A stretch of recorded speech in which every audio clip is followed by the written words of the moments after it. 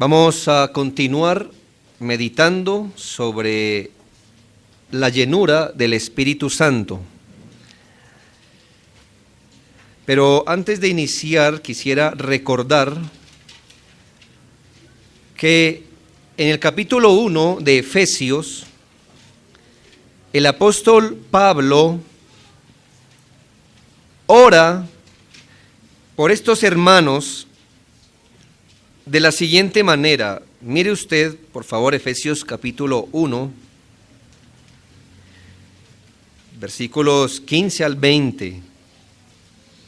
Por esta causa, también yo, habiendo oído de vuestra fe en el Señor Jesús y de vuestro amor para con todos los santos, estamos hablando creyentes, no ceso de dar gracias por vosotros, haciendo memoria de vosotros en mis oraciones, para que el Dios de nuestro Señor Jesucristo, el Padre de gloria, os dé espíritu de sabiduría y de revelación en el conocimiento de Él, alumbrando los ojos de vuestro entendimiento, para que sepáis cuál es la esperanza a que Él os ha llamado, y cuáles las riquezas de la gloria de su herencia en los santos, y cuál, Él ora para que ellos sepan cuál es la supereminente grandeza de su poder para con nosotros los que creemos, según la operación del poder de su fuerza, la cual operó en Cristo, resucitándole de los muertos y sentándole a su diestra en los lugares celestiales.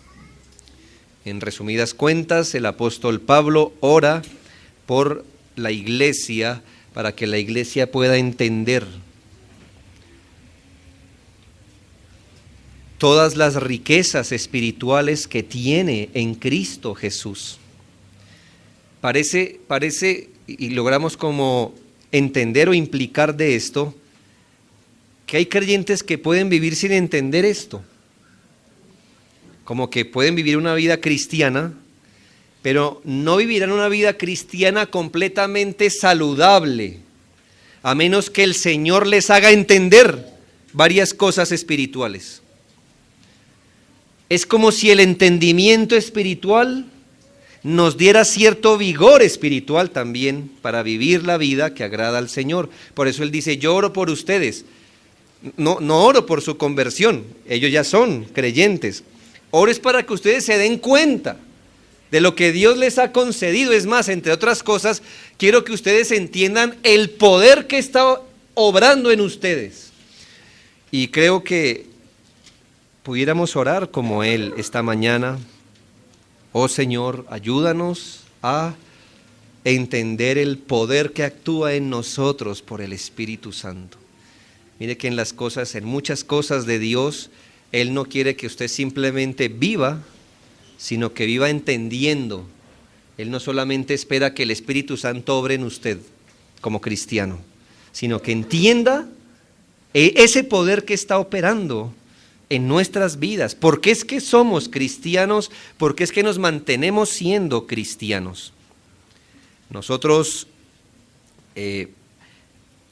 creo que debemos tener esta expectativa divina.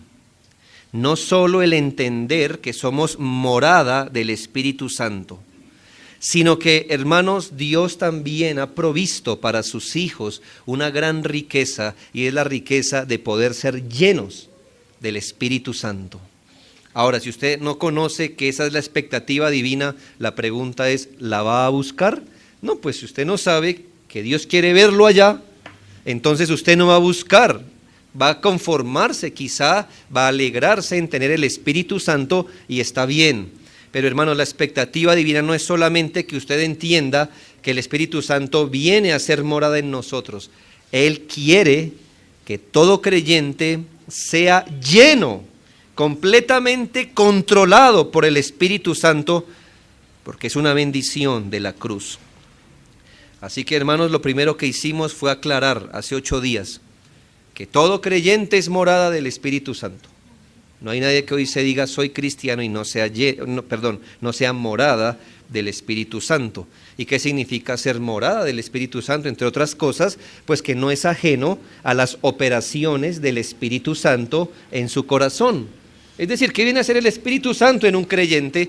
Bueno, redarguirlo a toda verdad, lo va a redarguir de pecado, lo va a instruir, le va a dar fruto espiritual como gozo, amor, paciencia, bondad, va a fortalecer esas cosas. Y está bien, no hay ningún creyente que diga, no exactamente yo estoy en mi alma igual que antes que no creía.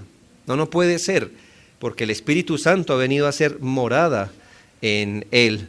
No sé si usted ha tenido la oportunidad, qué sé yo, de trastearse, de comprar casa nueva, no sé. Y cuando entra a una casa, la casa tiene cierta apariencia. Pero, ¿qué esperaríamos encontrar un mes después? Que esa casa ya se parece un poco a usted. Se parece a sus gustos. Entonces, quizá haya una nueva pintura, quizá unos cuadros, y entonces, si el dueño de casa, vamos a suponer que usted se trasteó allí, si el dueño de la casa fuera a mirar cómo está hoy la casa, estaría algo distinta. ¿Por qué?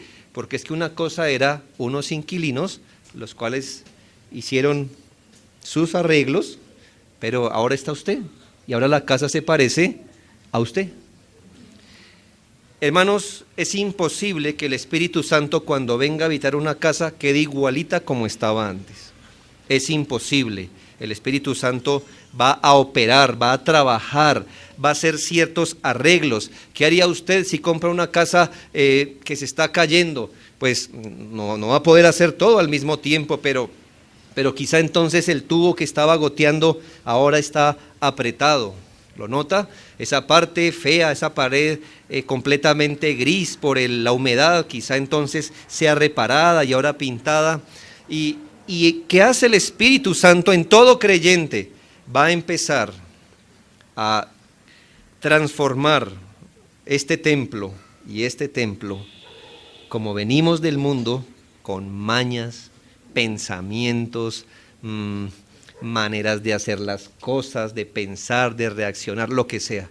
Y el Espíritu Santo, imagínelo, la primera vez que entró a su templo, dijo, qué trabajo me espera ahora. ¿Y qué ha empezado a hacer el Espíritu Santo?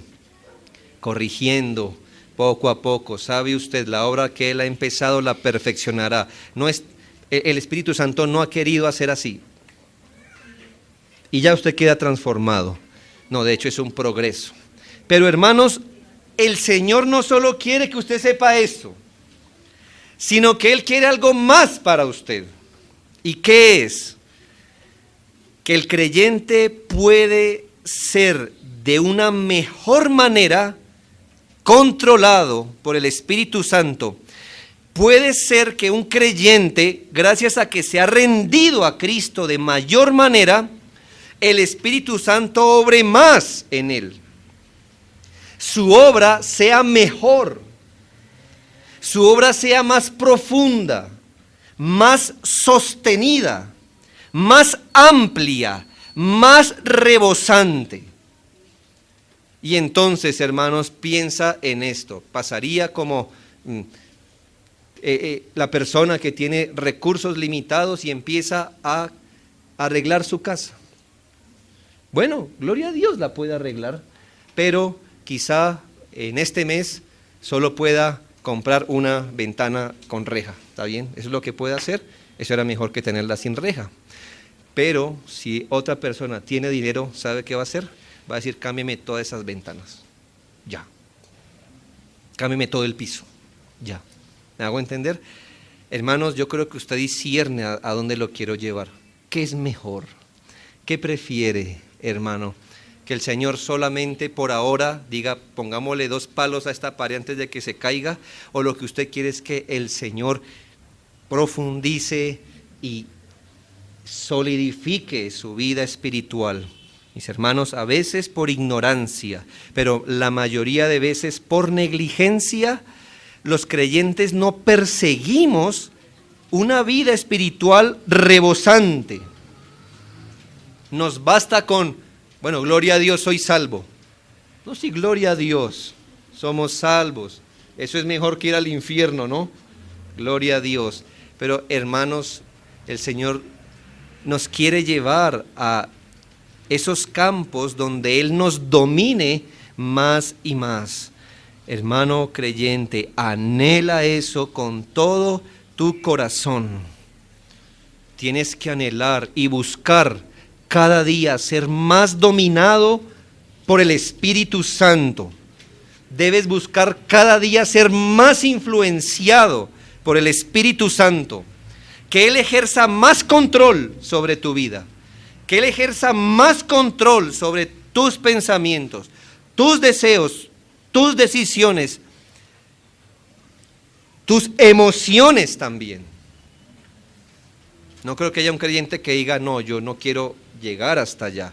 No, creemos que todos queremos hasta allí, pero hermanos, hay que rendirse al señorío de Cristo y por eso la Biblia dice, Efesios 5:18, sed llenos del Espíritu Santo. Ahora quiero librar este entendimiento del misticismo. La mundanalidad o la carnalidad que se ha impregnado en la iglesia siempre, sobre todo desde que ha entrado otras corrientes al cristianismo, es hacernos entender de una forma errada la llenura del Espíritu Santo. Si usted, antes de ir a una iglesia bíblica, quizá fue enseñado o adoctrinado en otras corrientes bíblicas, le aseguro que le enseñaron que ser lleno del Espíritu era una cosa más bien mística. Ser lleno del Espíritu es que usted haga así, y los de esa fila, todos se caen. Y haga así, y los de allá se caen. Y después sople para allá, y ustedes se caigan. Y uno dice, lleno del Espíritu. Hermanos, con reverencia lo digo, eso es más parecido a Dragon Ball Z que a Efesios 5:18 en adelante. Sí lo digo con respeto, pero yo miro, bueno, nunca he visto mucho ese programa, pero veo ciertas cosas que hacen los predicadores hoy, ¿no? Y cuando te enseñan la llenura, entonces te dicen, tú debes buscar eso, vivir en ese nivel, en ese poder, que tú estés pasando un problema y todo esté clarito y tú hasta anticipes el futuro y entonces tu hijo se enfermó y tú pusiste la mano encima y él se sanó y unas cosas, hermano, que en verdad, hermanos, lejos está de aquí. Eso lo que ha hecho, en lugar de hacer creyentes más piadosos, es hacer creyentes místicos y orgullosos. Orgullosos. Todo lo contrario a lo que es la llenura del Espíritu Santo. Hermanos, la obra del Espíritu Santo tiene que ver con el plan redentor. Recordemos por allá cuando estudiamos Efesios 1, el Señor nos eligió, hay un plan redentor, ¿verdad? Hay un plan que está corriendo en esta historia y que va a finalizar, en un sentido, cuando el Señor Jesucristo vuelva por segunda vez. Cuando empiece nuestra glorificación. Así va el plan redentor. Ahora, ¿qué piensas que viene a hacer el Espíritu Santo? ¿A hacer otro plan? No, el Espíritu Santo viene exactamente a cooperar, o más bien a aplicar, o si usted quiere, a materializar el plan redentor. De manera que la llenura del Espíritu Santo tiene que ver con esa énfasis, con ese trabajo intenso para que el plan redentor se cumpla. Es decir, el Señor elige un pueblo para salvarlo, pero para santificarlo y para que sea conformado al carácter de Cristo. Ese es el plan. Ahora, ¿quién es el obrero que ejecuta ese plan? El Espíritu Santo, el obrero con O mayúscula. Él viene a nuestra vida y va a decir, estoy parafraseando, Señor, ya tengo el plano. O sea que quieres que estas personas, por ejemplo, sean más pacientes, Oh sí, porque no son pacientes. Están en sus pruebas y los veo renegar, los veo con ansiedad, los veo a veces dejar de orar. Sí, de hecho necesitan la paciencia. Así que el Espíritu Santo mira el plano y se remanga y va a empezar a trabajar en nuestro corazón para que la paciencia sea formada en nosotros. No lo hace chasqueando los dedos. Va a empezar a trabajar en tu mente, en tu entendimiento bíblico, en tus impulsos, en tu corazón. Eso es lo que hace. Así que el Espíritu Santo no opera un plan distinto al plan redentor. Cuando el Espíritu Santo ve la iglesia y dice, estas personas vienen de un mundo impuro, con pensamientos impuros, ¿qué hace el Señor? Va a trabajar para nuestra pureza.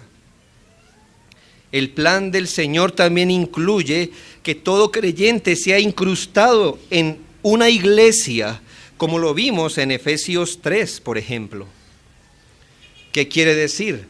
Que el Espíritu Santo sabe con quién trabaja y dice, estas personas les cuesta trabajo ser parte de la familia de Dios, no saben cómo comportarse, les cuesta trabajo congregarse, les cuesta trabajo orar juntos, les cuesta trabajo soportarse los unos a los otros. Pero aquí está el plan, ellos deben ser como un cuerpo que crece armónicamente. ¿Qué crees que hace entonces el Espíritu Santo? Viene a nuestras vidas y empieza a trabajar en esas cosas, cumpliendo el plan redentor o materializándolo. Eso es lo que procura el Espíritu Santo, por lo cual la llenura del Espíritu no puede ser una cosa tan distinta como que el Espíritu Santo, como que Dios quiere que seamos santos, pero el Espíritu Santo quiere que seamos mágicos o místicos. No, si Él quiere que seamos santos, el Espíritu Santo obrará en nuestra santidad. Si Él quiere que seamos un cuerpo unido que crece, Él va a trabajar en esto. Créalo así. Ahora, hermanos, ¿qué nos indica la llenura del Espíritu Santo? Que sus santas operaciones o sus santos trabajos aumentan, se vuelven más intensos, se vuelven más profundos, más conscientes, más continuos. Y aquí voy a apelar a la experiencia del creyente que sabe lo que estamos hablando. Quizá por mucho tiempo el creyente, cuando afrontó problemas, los afrontó en la carne. ¿Cómo se afronta un problema en la carne? Bueno, no creo que le tenga que decir nada así, porque usted no conoce qué es eso. No, todos creo que lo hemos hecho. ¿Cómo afrontamos un problema en la carne? Es lo más natural. Pero ahora piensa esto. Piensa quizá en tu última enfermedad, en el último apretón económico, no sé, la última vez que te ofendieron, te ofuscaron, qué sé yo. La última vez que sentiste el rigor de una prueba, de un apretón divino. Y piensa en esa experiencia que tuviste de no perder el control, de rendirte a los pies de Cristo, de haberte entregado más a la oración. Y como dice el himno antiguo, en el fondo de mi alma hay una dulce quietud que se difunde, embargando todo mi ser. ¿Sabes de qué estoy hablando? Bien, eso no venía contigo. Así no eres tú. Para ahí es donde el Espíritu Santo te está poniendo ahora. Y tú dices, ¿qué será que es que ya no me duelen tanto estas cosas? Porque ahora hay un entendimiento espiritual. Porque ahora puedo percibir una diferencia entre cómo yo operaba en estas cosas y mira ahora lo que hago. ¿Por qué hay más conformidad con Dios? ¿Por qué hay más gratitud con Dios? ¿Por qué antes dejaba de orar, leer la Biblia? ¿Por qué ahora no? Bajo las mismas pruebas. ¿Sabes? El Espíritu Santo está aumentando el trabajo en nuestra alma. Es una bendita obra donde el creyente experimenta más del dominio del Espíritu Santo. Y ahora, ¿sabes? Un creyente lleno del Espíritu Santo muestra más disposiciones, más inclinaciones, más obediencias a la voluntad. Quiero explicar la llenura del Espíritu Santo desde dos ángulos. Entendiendo la llenura del Espíritu Santo desde lo que no es, y quizá en 8 días entendamos la llenura del Espíritu Santo desde lo que es en su contexto de Efesios. Así que primero vamos a entender la llenura del Espíritu Santo desde su opuesto. A veces es bueno entender un principio mirando lo contrario. No sé, a veces cuando nos dicen, defíname qué es piedad. Y uno dice, está duro, ¿no? Defíname impiedad, eso es más fácil, ¿sí?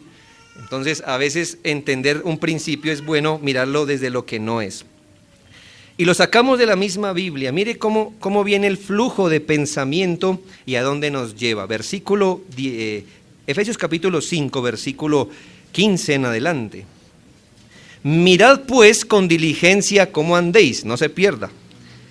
No como necios, sino como sabios. Aprovechando bien el tiempo, porque los días son malos. Mire que ahí va una vuelta de tuerca. Por tanto, no seáis insensatos, sino entendidos, hermanos, en cuál es la voluntad del Señor. No os embriaguéis con vino, en lo cual hay disolución. Por el contrario, sed llenos del Espíritu. Si nota cómo la Biblia lo pone, nos va cerrando el campo. La palabra de Dios debe dominarlos a ustedes. Ustedes deben ser entendidos en la voluntad de Dios. Ustedes deben buscar estar dominados por la palabra del Señor. No se embriaguen con vino, porque allá hay disolución. Pero sean llenos del Espíritu Santo. Todo viene conectado. Quiero ir del asunto más obvio a los más amplios quizá. Lo opuesto, en primera medida, a ser lleno del Espíritu Santo es estar lleno de uno mismo. Esa es una primera cosa que usted debe considerar. ¿Qué es lo contrario a estar lleno del Espíritu Santo? A estar llenos de uno mismo. ¿En qué sentido lo digo? Todos nosotros, hermanos, tenemos nuestros pensamientos, intenciones. Y la experiencia en el mundo, ¿cuál fue?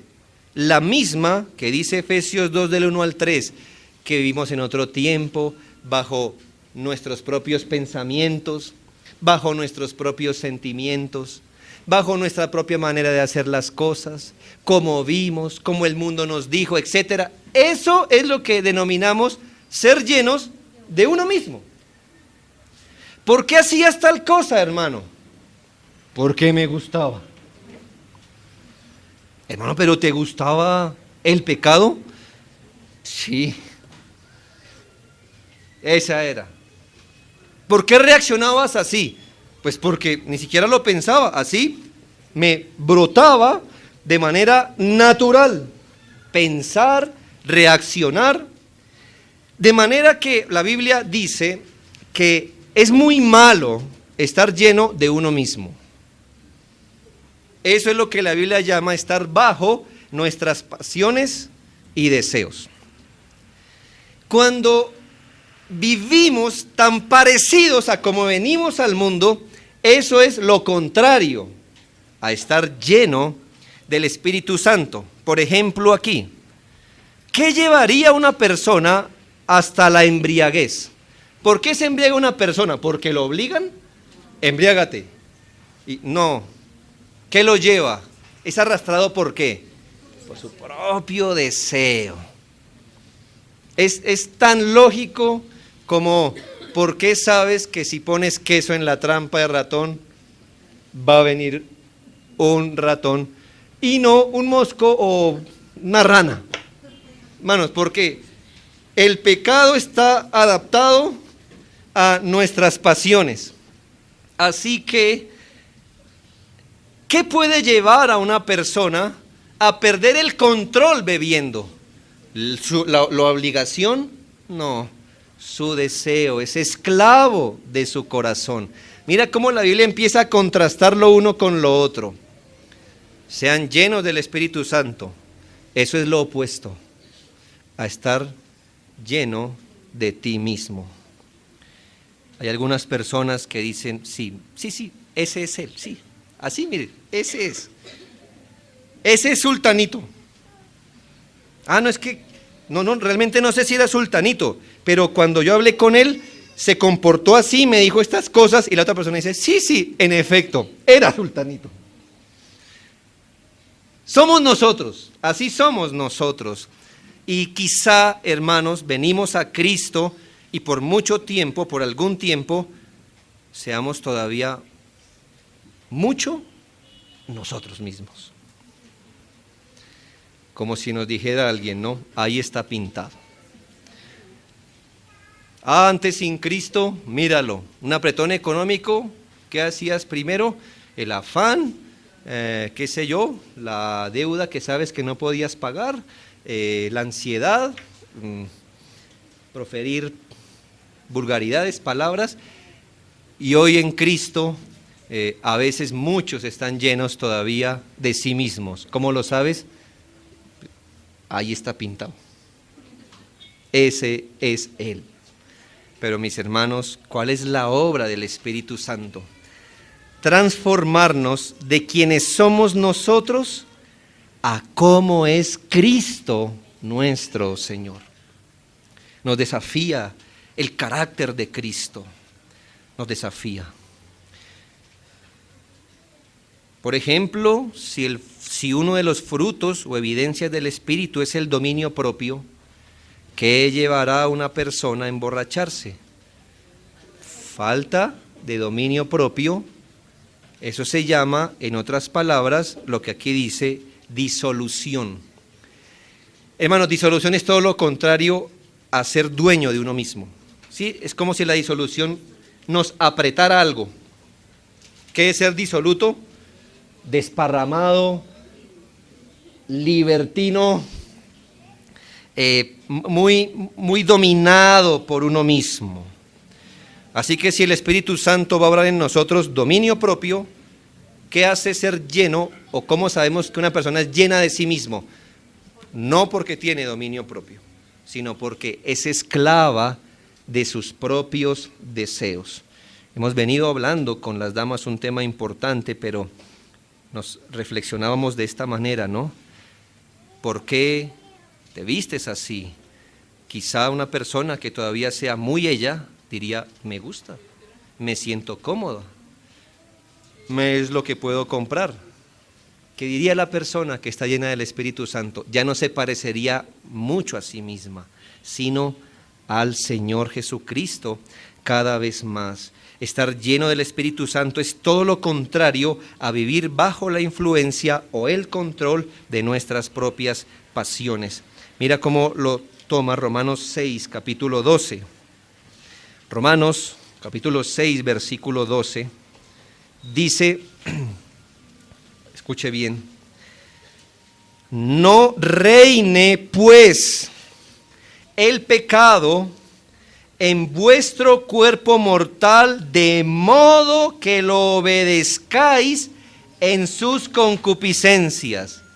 ¿Ves? Es otra manera de decir, no te des gustos en tus pecados, no complazcas tus pasiones, no vivas de acuerdo a tus antojos, a tus pensamientos, a tu pobre entendimiento de las cosas. No reine el pecado. ¿Cómo es que reina el pecado? Que lo obedezcamos en sus concupiscencias. Lo segundo, hermanos, que es lo opuesto a ser lleno del Espíritu Santo, es ser dominado por algo o alguien que no sea el Señor Jesucristo. es lo opuesto a ser dominado por algo o alguien que no es el Señor Jesucristo. Mira cómo vamos alargando el círculo. Lo primero que no es ser lleno del Espíritu Santo es estar muy llenos de nosotros. Pero también ¿qué es? Es externamente estar controlado por algo o alguien que no sea el Señor. La Biblia denuncia como un terrible pecado la condición de estar dominado por algo externo a nosotros. O sea, ya es malo estar dominados por nosotros mismos. ¿Me hago entender? Eso ya es malo. Eso la Biblia dice es malo. Estar dominado por usted mismo, por sus deseos, eso es malo. Pero además, estar dominado por otra cosa, si yo tengo algo que me esclaviza, eso también la Biblia lo mira como malo. ¿Por qué? Porque en el caso de los hijos de Dios, ¿quién debe tener el dominio de nuestra vida? El Señor Jesucristo. Y si hay algo que nos domine, además de nuestros pecados, si hay algo que nos domine, eso la Biblia le llama como malo. Y mucho más, si eso que nos domina, o sea, ya que nos domine, ya está mal. Pero mucho más, si eso que nos domina nos lleva a la disolución, es decir, al libertinaje, a los excesos. En este caso, la palabra de Dios aquí usa la figura del vino. En este caso, ¿qué hace el vino? Es eso externo que llega a dominar a una persona y en el caso puntual de aquí, hasta llevarlo al exceso o la disipación. El vino aquí no es lo malo, ¿sabe? El vino aquí es el medio para el libertinaje. Recuerdo hace mucho tiempo haber visto una película de una tribu que vivía tranquila, pero que una persona desde una avioneta les envió una botella de Coca-Cola, ¿sí? Y todos se pusieron a pelear por la botella de Coca-Cola, tanto que la tribu toma una determinación.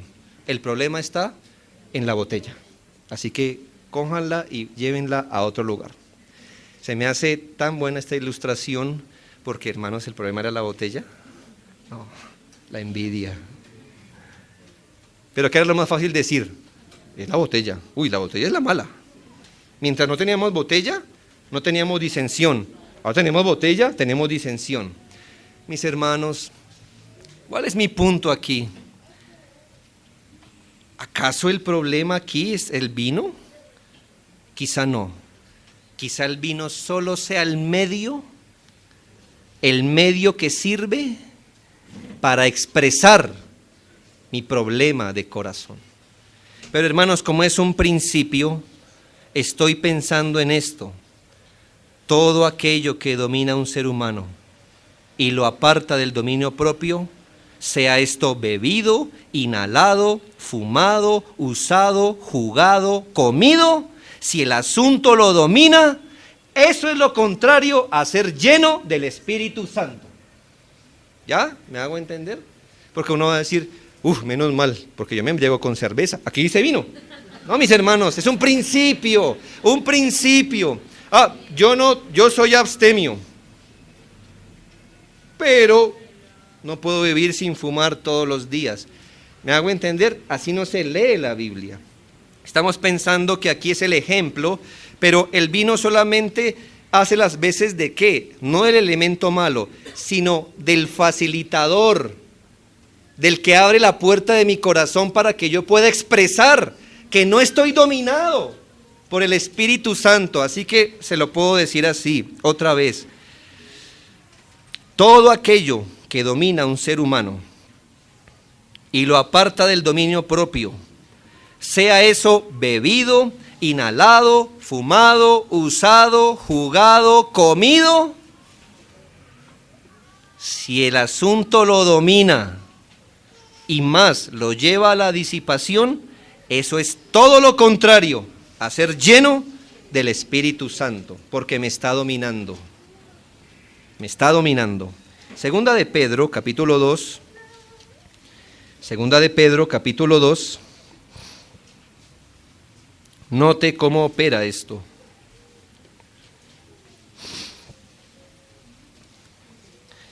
Segunda de Pedro, capítulo 2, versículo 19. Les prometen libertad los falsos maestros, y son ellos mismos esclavos de corrupción. Y mira este principio: porque el que es vencido por alguno es hecho esclavo del que lo venció. Segunda de Pedro 2, 19, acabamos de leer. Mira esta máxima, hermano, esa sabiduría divina, no es un proverbio barato. El que es vencido por alguno es hecho esclavo del que lo venció. Así aquí no importa qué nombre tiene el amo. Si se llama vino y si el vino lo domina, ¿qué dice la Biblia del otro? Viene a ser esclavo, su esclavo. No importa si el asunto es fumado, si lo domina, viene a ser ¿qué? Su esclavo. No importa si es comido, si el asunto lo domina, viene a ser su esclavo. No importa si el asunto es jugado, un juego. Si el juego lo domina, ¿qué pasa? Eres esclavo. No importa si es la música, si te domina, eres su esclavo.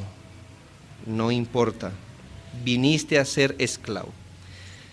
Vamos a mirar el ejemplo que nos da Efesios 5:18 del vino. Y como siempre yo les digo, hermanos, cuando diga un ejemplo, es solo una muestra, pero trata de aplicarlo a tantas cosas.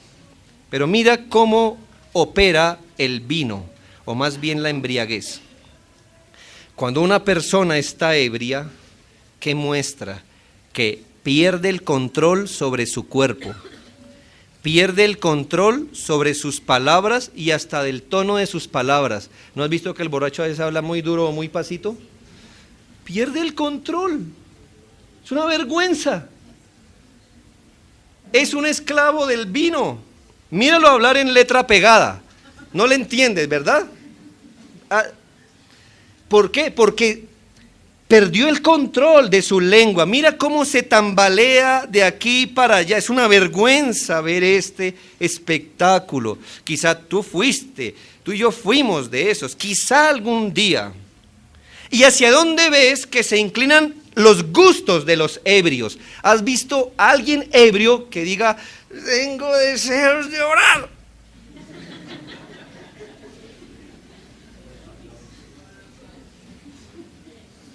¿A dónde lo lleva su ebriedad? A llorar deprimido, a pelear, a ser inmoral, a la grosería. ¿Ves? ¿Ves lo que hace el vino? Te desinhibe, deja explotar tus pasiones, pero tú no tienes control ya. El vino tomó el control. Mira Proverbios 23. Proverbios 23. ¿Tú crees que yo estaba exagerando? Pues mira el lenguaje bíblico. El que escribió inspirado por el Señor, por supuesto, tenía una imaginación muy vívida. Me imagino que él también se paraba a mirar los tumbos del borracho. Proverbios 23, 29 al 35. ¿Para quién será el ay? ¿Para quién será el dolor? ¿Para quién están preparadas las rencillas? ¿Para quién están diseñadas las quejas? ¿Para quién están apropiadas las heridas de balde, es decir, de vanas? ¿Para quién lo amoratado de los ojos? Para los que se detienen mucho en el vino, para los que van buscando la mistura, un derivado del vino. No mires al vino cuando rojea, cuando resplandece su color en la copa, se entra suavemente, mas al fin morderá como serpiente y como áspid dará dolor. Tus ojos mirarán cosas extrañas y tu corazón hablará perversidades. Serás como el que yace en medio del mar, o como el que está en la punta de un mastelero. Se puede quedar quieto, ¿verdad? No. Y dirás, me hirieron, mas no dolió. Me azotaron, mas no lo sentí. Cuando despertare, aún volveré a buscar el vino. Parecido, ¿verdad? Esta es la última que me tomo. Y ahí está, ¿por qué? Porque es dominado por algo externo. Eso es lo contrario a ser lleno del Espíritu Santo. Pero, hermanos, ¿es lo único que domina al hombre? No, mis hermanos. Cuando tú leas en tu casa Filipenses 3:19, dice que hay gente que ha hecho de su vientre su Dios. Aquellos que han hecho de su vientre su Dios. No importa si engordas o no engordas. Si usted es garoso, si usted le hace falta dominio propio, si usted tiene que andar comiendo de lo que se antoja, su vientre es su Dios, porque su vientre lo domina. Eso es. No pude resistirlo, tuve que comerlo. Es la misma excusa que usó el borracho. La misma excusa. Otros son dominados por la música. Queridos jóvenes, usted puede ser tan adicto a la música como a la droga. No es que yo no puedo estudiar sin música, la verdad. ¿Eres dominado? Eres esclavo. Y es lo contrario a ser lleno del Espíritu Santo. ¿Es un gusto? ¿Es un equipo? ¿Es un deporte? ¿Es un sentimiento? ¿Qué identifica todos estos casos? Que la gente busca esas cosas para sentirse feliz, para sentirse bien, para estar conforme, para poder vivir. En otras palabras, esas cosas son su Dios práctico. La palabra del Señor nos exhorta a no dejarnos llevar por ningún asunto externo. Primera los Corintios 6:12 dice, todas las cosas me son lícitas, mas no todas me convienen. Y escuche el principio, hijo de Dios. Todas las cosas me son lícitas, mas yo no me dejaré dominar de ninguna. No sé qué tantas cosas pueden dominar a un creyente, pero ¿cuál es el principio? No me dejaré dominar de ninguna cosa. Eso es ser lleno del Espíritu Santo. Cuidado. Muchas cosas que nos dominan no son malas en sí mismas. Son malas porque te dominan. No son malas en sí mismas. Muchas cosas, no digo todas, muchas cosas. No te vuelves más santo, te vuelves más esclavo. Vas a necesitar más estímulo cada vez más. Te vuelves esclavo, te prometerás 1000 veces, esta es la última vez que, pero te falta el poder porque no estás lleno del Espíritu Santo. Permítame ir a una implicación más profunda que no es ser lleno del Espíritu Santo. Quizá en esta cultura, hermanos, es lo más probable que haya ocurrido en Efesios. Venían de un sistema religioso donde la religión se empató con el vino. En Éfeso se adoraban muchos dioses y uno de ellos era el dios Dionisio, el dios del vino. ¿Sabes cómo se representaba al dios Dionisio? Bueno, con un ramillete de uvas propias para hacer vino, pero él estaba desnudo. ¿Ves toda la implicación? Porque el borracho también es inmoral. ¿Qué ocurre, amigos? Ellos aprendieron a concebir la religión como un medio para la disolución. Para los efesios era muy fácil relacionar culto con borrachera u orgías. Y sabes, Dios rescató personas de allí. Los lavó con su sangre preciosa. Pero venían a la iglesia y dijeron, bueno, queremos servir a Dios. ¿Dónde está el vino? ¿Me hago entender? Querían empatar las cosas. Hermanos, ya ser controlado por uno mismo es lo contrario al espíritu.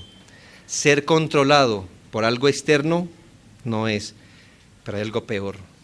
Intentar relacionar la vida cristiana con la disolución, cuando la vida cristiana es todo lo contrario. Mas el fruto del espíritu es ¿qué? Amor, gozo, paz, paciencia, benignidad, bondad, fe, mansedumbre y templanza o dominio propio. Así que el apóstol dice, no, mis hermanos, es todo lo contrario. El cristianismo tiene que ver más con dominio propio que con disolución. Y me voy a meter en problemas aquí, yo sé, pero piensa esto. Mucho de lo que hoy se ve en el cristianismo, en las famosas ministraciones que se hacen, o en la adoración contemporánea que busca desinhibir al individuo. Quizá te enseñaron que tu adoración era mejor si ya dejabas tu mente, si te desinhibías. Muchos de nosotros tuvimos que ver esta vergonzosa escena de gente zarandeándose de aquí para allá sin control. Eso es lo mismo que decir, si el Espíritu Santo está en ti, el Espíritu Santo te desinhibe. Muchos no controlaban su voz, gritaban y gritaban, o reían y reían, o lloraban y lloraban, y ese era el culto agradable. Entre más pierda el control, algo así como, uy, me puse a cantar, cerré los ojos y no sé ni a qué hora se me pasaron 2 horas. Y todos decían, wow, qué experiencia espiritual es esta. La Biblia dice, vuestro culto racional. Gente tirándose al piso y en verdad Dios te dirán, no tuve el control, ese fue tu problema. Porque el espíritu del profeta está sujeto al profeta, dice la Biblia. Eso es lo opuesto. Has relacionado el culto a Dios con perder el control, con desinhibirte. Y para muchos ese es el mejor culto que hay, cuando ya no eres consciente de lo que haces o que dices. Pero quiero tejer esto último. Ser lleno del Espíritu Santo es lo opuesto a encontrar o querer buscar la guía y el aliento para vivir tu vida cristiana aparte del Espíritu Santo. Quizá ya nos hemos corregido, ¿verdad? Ya ni estamos tratando de luchar contra nuestras pasiones, contra cosas externas, contra ese culto que desinhibe, pero estás aquí como un cristiano, ¿sabes? Mi pregunta es, ¿con qué herramientas tú te motivas a seguir buscando al Señor? ¿Cuáles son tus herramientas para conseguir aliento, motivación y fuerza? Y escucha este principio. Si no es el Espíritu Santo a través de su palabra, eso es lo opuesto a ser lleno del Espíritu Santo. Porque en nuestra vida cristiana, o el Espíritu Santo nos motiva, o Él nos guía, o Él nos controla, o tú estás buscando herramientas del mundo para llenar tu vida espiritual, y eso es lo opuesto a ser lleno del Espíritu Santo. Te pongo un ejemplo. Conoció a una mujer que quería criar muy bien a su hijita. y tiene un esposo medianamente piadoso. Y el esposo le decía, no, mi amor, tú tienes que hacer esto y esto con la niña. Y ella decía, no. Tenía un grupo de unas 3 amigas, algunas psicólogas. Así que ella escuchaba. Ya. Si lo que escuchaba coincidía con la Biblia, decía, ahora me aliento. Sí, Dios es veraz. Ahora sí, a obedecer. ¿Qué está haciendo esta mujer? ¿La ves siendo controlada por el Espíritu? No. Está buscando una herramienta extra para poder apoyarse y vivir su vida cristiana satisfactoriamente. Eso es lo contrario a ser lleno del Espíritu Santo. Piensa en esto. ¿Por qué? ¿Qué herramientas te hacen feliz en Cristo? ¿A qué herramientas le echas mano para poder perseverar? ¿A herramientas humanas? ¿O a la guía del Señor por su palabra? Hermano, yo creo que poner música, no sé, algún tipo de música apropiada cuando oras privadamente no es malo en sí mismo. Pero si concluyes que no tienes vida de oración, si no hay música, ¿qué estás mostrando? Que no estás lleno del Espíritu, porque ¿qué es lo único indispensable para orar? Yo he leído en mi Biblia, en Romanos 8:26, que el Espíritu es el que nos ayuda en la debilidad para orar, no la música. Y si a ti te controla la música, estás comprobando que el Espíritu no te controla en la oración. Algunas personas vienen a nuestras iglesias y dicen, qué buena la predicación, sí, qué buena. Pero me cuesta trabajo adorar a Dios. ¿Por qué? Porque yo estoy acostumbrado a que como que el pianito suene y como que la luz se baje y como que haya cierto ambiente. Así, aquí no puedo adorar, qué pena. ¿Qué estás mostrando? ¿Qué es indispensable para tu adoración? ¿Qué? ¿El Espíritu Santo? No, la palabra de Dios dice, sed llenos del Espíritu Santo, hablando entre vosotros con salmos, himnos y cánticos.